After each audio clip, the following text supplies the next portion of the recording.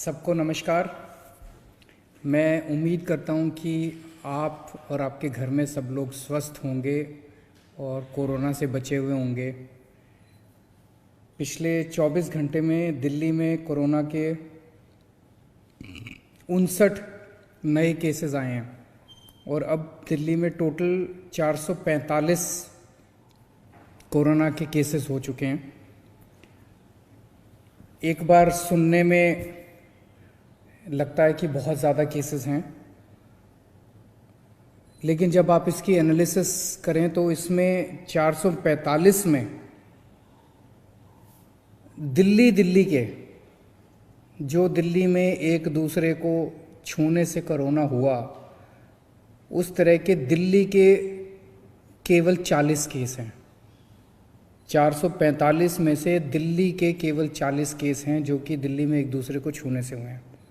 बाकी सारे केसेस या तो मरकज़ के हैं और या विदेशों से जो लोग आए थे। आप लोग को याद होगा कि पिछले महीने 2 महीने से जितनी फ़्लाइट्स विदेशों से भारत आ रही थी, भारत में आने के बाद उनको एयरपोर्ट से सीधा 14 दिन के क्वारंटाइन के लिए दिल्ली के अलग अलग इलाकों में ले जाया जाता था। तो उनमें कुछ लोग पॉजिटिव निकलते थे, उन लोगों को फिर अस्पताल ले जाया जाता था।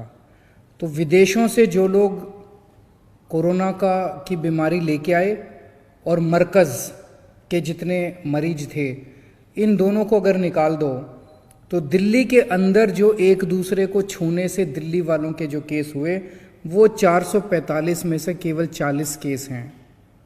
ये मेरे लिए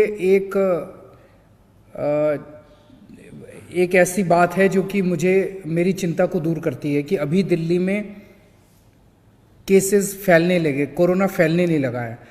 दिल्ली में कोरोना अभी कंट्रोल में है, स्थिति अभी कंट्रोल में है।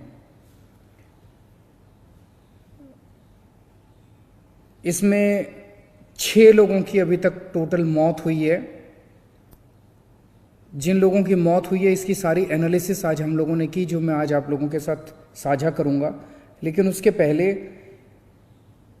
जो हमारे टोटल मरीज इस टाइम अस्पताल में एडमिट हैं उसमें से 11 आईसीयू में हैं और 5 वेंटिलेटर में हैं।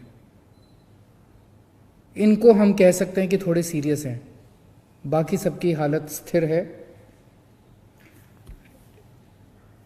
इसे अभी हम लोकल ट्रांसमिशन कहेंगे, ये कम्युनिटी ट्रांसमिशन नहीं हुआ। इसका क्या मतलब हुआ? इसका मतलब ये हुआ कि जिन जिन लोगों को कोरोना अभी तक 40 केस जो मैंने बताया दिल्ली में हुए, इन लोगों को जो कोरोना हो रहा है, हमें पता है कि इसको इससे हुआ, इसको इससे हुआ, इसको इससे हुआ। जब ये पता करना मुश्किल हो जाए, इतने बड़े स्तर के ऊपर कोरोना फैल जाए कि ये पता नहीं कि किसको किससे हुआ और अचानक मुझे आज हो गया कोरोना लेकिन मुझे नहीं पता किससे हुआ, तो तब कहते हैं कि कम्युनिटी ट्रांसमिशन हो गया है। लोगों को आपस में एक दूसरे से होने लग गया और पता नहीं किसको किससे हुआ, तब कम्युनिटी ट्रांसमिशन कहते हैं। तो दिल्ली के अंदर अभी लोकल ट्रांसमिशन है, दिल्ली के अंदर अभी स्थिति नियंत्रण में है। दिल्ली के अंदर लोगों को अभी बड़े स्तर के ऊपर एक दूसरे से कोरोना होना चालू नहीं हुआ है। आने वाले कुछ दिनों के अंदर लगभग 2300 मरकज़ से जिन लोगों को निकाला गया था उन सब लोगों को, उनमें से 500 लोगों को हमने अस्पताल में एडमिट कराया, जिनके सिम्टम्स हैं खांसी के, सांस लेने में तकलीफ़ हो रही है, फीवर है। उन लोगों को 500 लोगों को हमने अस्पताल में भर्ती कराया, 1800 लोगों को क्वारंटाइन में रखा हुआ है। इन सब लोगों के 2300 लोगों के टेस्ट हम करवा रहे हैं। अगले 2-3 दिन के अंदर इनके टेस्ट्स के नतीजे आएंगे। हो सकता है उसके बाद एकदम से दिल्ली के पेशेंट्स बढ़ जाएं, लेकिन फिर से मैं कह रहा हूँ, चिंता उस बात की है, वैसे सब लोगों की हमें चिंता है। जो मरकज़ के लोग हैं उनकी भी चिंता है, जो फॉरेन से आए थे उनकी भी चिंता है, लेकिन मेरी सबसे बड़ी चिंता है कि दिल्ली के अंदर ये कोरोना फैलना नहीं चाहिए। फैलने से किसी भी हालत में रोकना है, उसको अभी तक हम लोग कंट्रोल करने में कामयाब हुए हैं। मैं अब आप लोगों के साथ ये डेटा शेयर करना चाहता हूँ। 6 दिल्ली के अंदर कोरोना के मरीजों की मौत हुई है। इन 6 में 3 मरकज़ के थे और 3 दूसरे थे। इन 6 में से टोटल 5 60 साल के ऊपर की उम्र के थे और 1 36 साल की उम्र के थे। इन 6 में से 5 को कोई ना कोई दूसरी बड़ी बीमारी थी। एक को लिवर की बीमारी थी, एक को शुगर की बीमारी थी, 2 को सांस की बीमारी थी और एक को दिल की बीमारी थी, हार्ट की बीमारी थी। तो जो एक सुनने में आता है कि एक तो बुजुर्गों को संभल के रहना है, 55-60 से ऊपर की उम्र के लोगों को संभल के रहना है। सभी बुजुर्गों से मेरी हाथ जोड़ के विनती, अपना ख्याल रखें, हमें आपकी बहुत चिंता है। अंदर रहें, लोगों से ना मिलें, कम से कम मिलें, ये बड़ा नाजुक दौर है। तो एक तो जितने भी 55-60 से ऊपर की उम्र के हैं, सब लोग बच के रहें, अपने आप को संभाल के रखें, आप हमारे लिए बहुत कीमती हैं।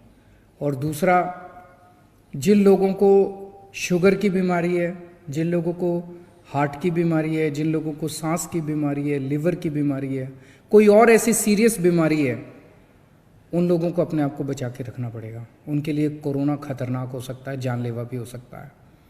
ऐसे सब लोग अपने आप को बचा के रखें। मेरी पहली कोशिश है कि कोरोना बिल्कुल ना फैले दिल्ली के अंदर। कोरोना को फैलने से रोकना है। इसको फैलने से रोकने के लिए जो भी करना पड़ेगा हम कर रहे हैं। लेकिन अगर किसी को कोरोना हो जाए तो मेरी दूसरी कोशिश है कि वो सही सलामत होकर, ठीक होकर अस्पताल से अपने घर चला जाए। कोरोना से होने वाली मौतों को रोकना मेरी दूसरी कोशिश है कि कोरोना से कम बिल्कुल मौत नहीं होनी चाहिए। हम कोशिश करेंगे कि कम से कम हो। तो कोरोना के एक पेशेंट, जो भी सीरियस पेशेंट्स हैं, मेरे पास दिल्ली के हर कोरोना के पेशेंट की सारी हिस्ट्री है। मैं पर्सनली मॉनिटर कर रहा हूँ। एक पेशेंट पे नज़र रखे हुए हैं हम लोग। हम कोशिश कर रहे हैं कि जितने सीरियस पेशेंट्स हैं उन सबको अच्छे से अच्छा इलाज मिले। कल हम लोगों ने 6,63,928 6,63,928 लोगों को लंच कराया था और 6,78,544 6,78,544 लोगों को हम लोगों ने डिनर कराया था। जैसा मैंने कहा, हम लोगों ने 10 लाख लोगों को लंच या डिनर कराने का इंतज़ाम किया है। अब इंतज़ाम ज़्यादा हैं, लोग कम आ रहे हैं। तो जितने भी लोग आएंगे, किसी को भी दिल्ली के अंदर हम भूखा नहीं मरने देंगे।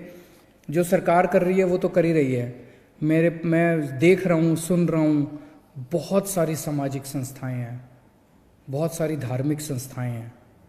वो अपने अपने स्तर पे, कोई 200 पैकेट बांट रहा है, कोई 400 पैकेट बांट रहा है, कोई 1,000 पैकेट बांट रहा है, कोई 10,000 पैकेट बांट रहा है। यही टाइम है धर्म का काम करने का, पुण्य का काम करने का। भूखे को खाना खिलाने का बहुत पुण्य होता है। तो ज़्यादा से ज़्यादा किसी को भूखे मत मरने देना।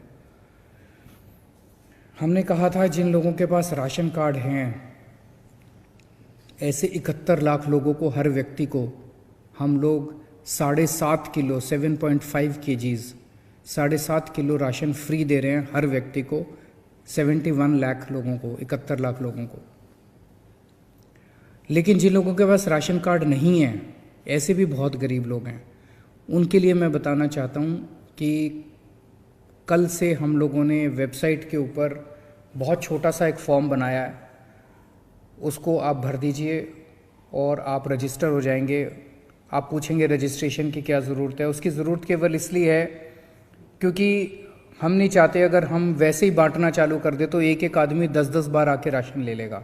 इतना राशन है नहीं। तो जिन लोगों को राशन मिल गया उनको दोबारा कोई लाइन में आ जाए, तीसरी बार लाइन में आ जाए, इसको रोकने के लिए केवल ये रजिस्ट्रेशन कर रहे हैं। तो 6.5 लाख लोग तो ऐसे हैं जिन लोगों ने पिछले कुछ सालों में राशन कार्ड के लिए अप्लाई किया, उन्हें राशन कार्ड नहीं मिला। उन सब लोगों को हम अब राशन दे देंगे। इसके अलावा कल से जब से वेबसाइट खुली है लगभग 40-50 हज़ार लोग रजिस्टर कर चुके हैं कल से, और भी जितने लोग रजिस्टर करेंगे, जितने लोग, उसमें केवल 3-4 बहुत छोटा सा फॉर्म बना दिया है। मेरी निवेदन है सब लोगों से जो कि कोई भी खुद भी भर सकते हैं, और जितने पढ़े लिखे लोग हैं, जितने सामर्थ्य लोग हैं, अपने आसपास जितने गरीब लोग आपको दिखाई दें जिसको राशन की ज़रूरत हो, सबसे ये फॉर्म भरवा दीजिए, सबको रजिस्टर करा दीजिए। मुझे उम्मीद है कि बुधवार या बृहस्पतिवार से आप सब लोगों को भी राशन मिलना चालू हो जाएगा। 5-5 किलो राशन प्रति व्यक्ति फ्री में दिया जाएगा। और दिल्ली के अंदर जैसे मैंने बताया कि थोड़ी सी कठिन परिस्थिति है, क्योंकि विदेशों से बहुत लोग आए, जिन लोगों का बोझ, जिन लोगों की जिम्मेदारी, बोझ नहीं कहूँगा मैं, बोझ गलत शब्द है, जिन लोगों की जिम्मेदारी दिल्ली के लोगों को उठानी पड़ी।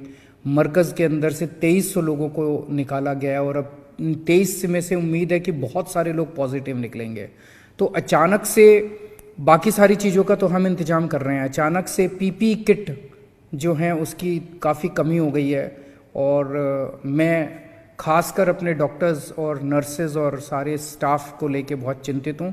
तो मैं नहीं चाहता कि किसी भी डॉक्टर या नर्स को बिना पीपी के इनका इलाज करना पड़े, कोरोना के किसी भी मरीज का इलाज करना पड़े।